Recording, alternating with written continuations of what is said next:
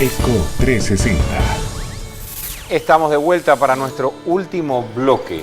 Vamos a seguir analizando algunos de los aspectos relevantes del mensaje a la nación del presidente de la República, Juan Carlos Varela. Tenemos otro extracto de su mensaje. Adelante. En nuestro camino estamos encontrando muchos actos irregulares y de corrupción que están siendo remitidos a nuestro sistema judicial.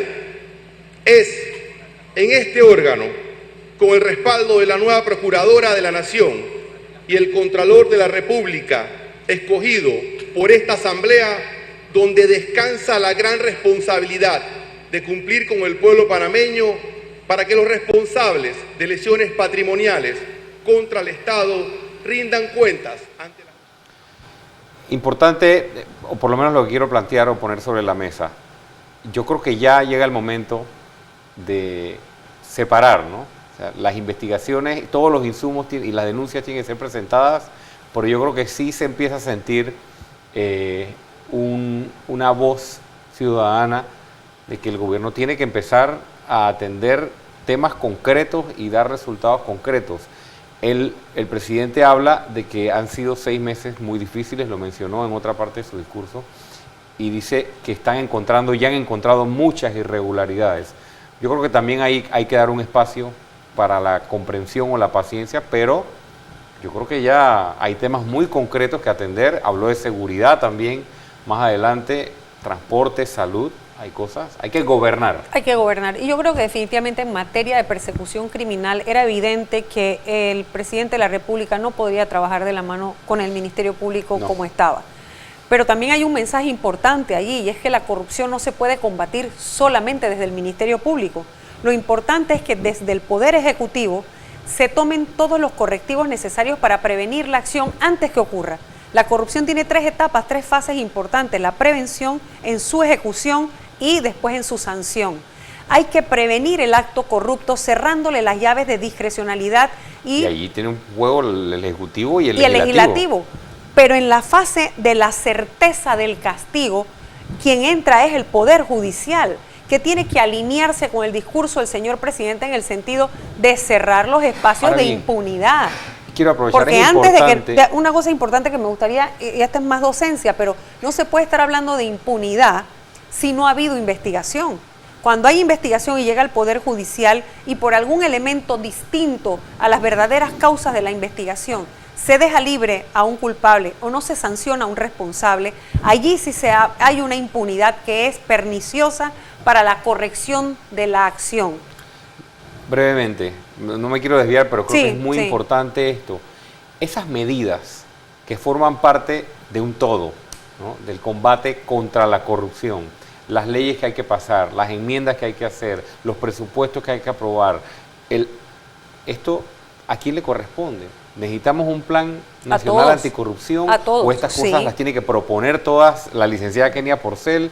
¿Salen del También Ejecutivo? Está la Secretaría de Transparencia contra la Corrupción, está el fiscal del Tribunal de Cuentas, el fiscal de Cuentas.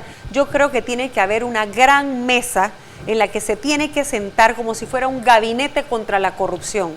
Y esa iniciativa creo que la debe tomar el Ejecutivo. Exactamente, el presidente debe convocar ahí a todos los funcionarios que son actores decisores en materia de corrupción, ya sea en su prevención, en su fase de ejecución, investigación y en su fase de sanción. Policía Nacional, Secretaría de Transparencia, Fiscalía de Cuentas, Contralor General de la República, Procuradora General de la Nación, tienen que sentarse y poder tomar cuál es la estrategia del abordaje. A mí me preocupa porque ya se acorta el tiempo entre las promesas y los resultados. Es que el problema es tan grave, y usted lo conoce, el problema de la corrupción es tan grave, hemos tocado fondo, que requiere acciones extraordinarias como esa, una mesa, un plan nacional anticorrupción. Y no sé si el Ejecutivo está pensando en eso o simplemente diciendo ya está designada. Lo que pasa es que no puede ser posible y no es así, porque va a llegar el momento en el que es necesario que el Ejecutivo tome una medida para aprobar un traslado para hacer un traslado de partidas o para asignar recursos. Va a tener que haber un momento en el que el Contralor General de la República va a tener que sacar a su equipo de trabajo de un trabajo particular para enfocarlo en una batería de auditores para sacar los análisis financieros o para poder hacer las auditorías que corresponden a todos los enriquecimientos injustificados. Va a llegar el momento en que desde el MEF se va a tener que cambiar la estructura de personal de X o Y institución que demostró que permitió abusos y nombramientos que están mal y calificaciones, o sea, salarios que no corresponden, etcétera. Va a llegar el momento en que el fiscal de cuentas le va a decir, hombre, yo necesito que se cambie esta ley, y la Asamblea va a tener que estar por eso mismo en coordinación, o tiene que ser tiene que haber ahí un hilo conductor.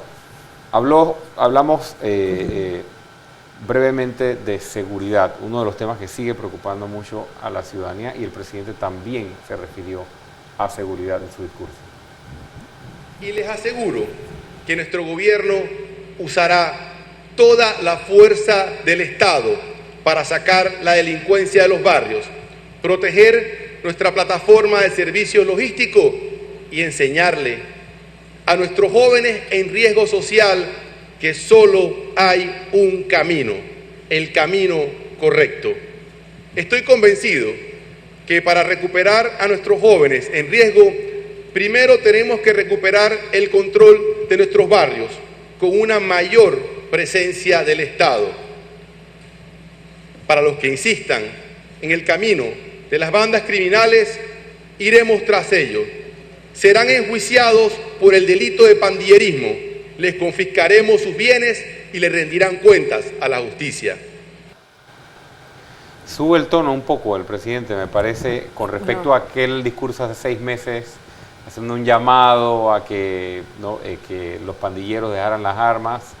Lo cual fue un el gran tema, error. Los indicadores siguen, aunque hay algunas reducciones, esas estadísticas... Sí, no, aparte de eso, no sé, pues la materia, el tema de la delincuencia y de la inseguridad un tema no se puede ver importante por cifras aisladas. No.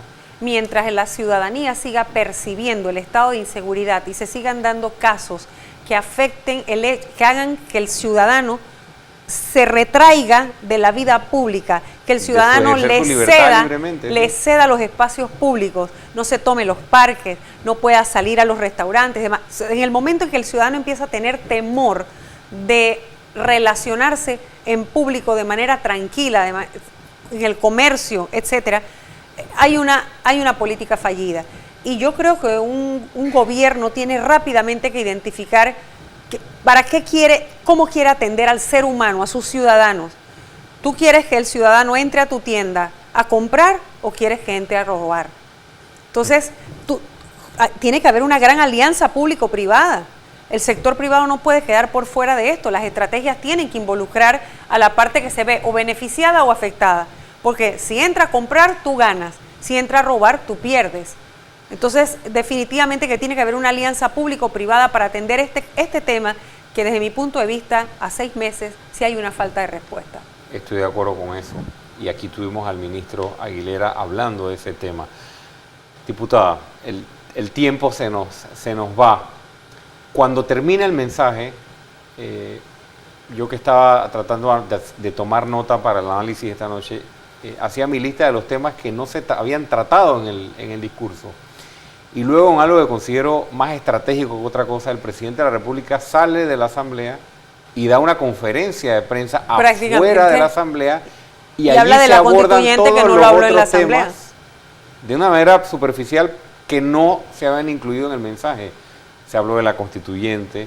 Lo cual me pareció, no entendí por qué el presidente, si iba a hablar del tema, no lo habló en la Asamblea, porque es un reto para los diputados también. Es interesante analizar por qué trazó esta línea, o sea, por qué hubo temas de mensaje a la nación y por qué hubo temas exclusivamente dejados para la conferencia de prensa. Realmente la Constitución Política en su artículo 183 lo que le mandata al presidente de la República el primer día de las sesiones ordinarias de cada legislatura de los periodos es presentarse a dar un informe sobre el estado de la administración, ¿sí?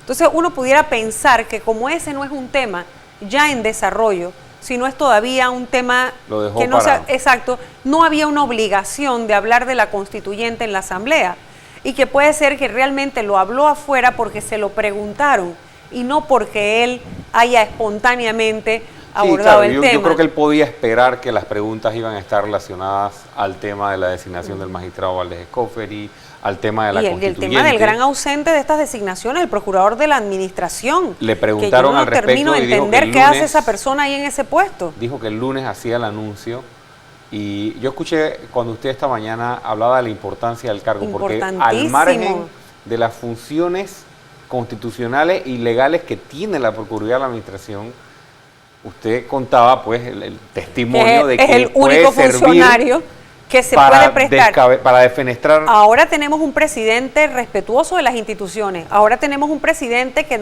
se acaba de comprometer nuevamente o reitera el compromiso de respetar la separación de poderes y que él está comprometido con los pilares de la democracia. Pero ¿y quién va a venir dentro de 5 años? Porque los procuradores trascienden los periodos presidenciales.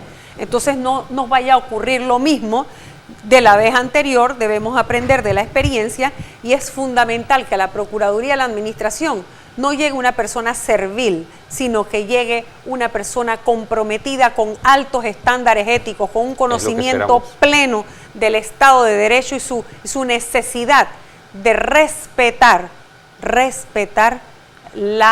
el sistema de administración de justicia y no manipularlo. Diputada, nos queda 1 minuto y medio. Un comentario final sobre lo que ha ocurrido hoy, el mensaje de Juan Carlos Varela, o tal vez en una términos generales, hacia... sí, un comentario final sería realmente, yo insto a que la Asamblea de Diputados y todos sus miembros nos comprometamos y nos conectemos con el país y la sociedad que queremos.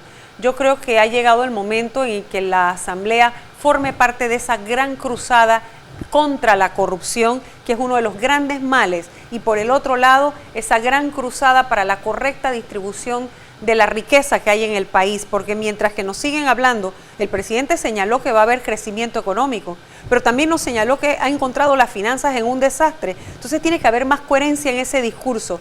¿Qué están haciendo? ¿Qué estamos haciendo para que como país nos apretemos el cinturón? Eso yo lo tenía anotado como algo que faltó en el discurso. Para recoger, cerrar todas esas llaves que quedaron abiertas en el uso y abuso que se dio de los fondos públicos. Bueno, importante las tareas y los retos que tiene el gobierno de Juan Carlos Varela y los 2 órganos del Estado, la Asamblea Nacional y el órgano judicial. Mucha expectativa por lo que ocurre en el país de ahora en adelante y aquí le daremos seguimiento en ECO 360. Diputada Ana Matilde Gómez, gracias por estar gracias a ti por la invitación aquí con nosotros en ECO 360. Nos volvemos a ver el lunes a las 8 de la noche. Chao.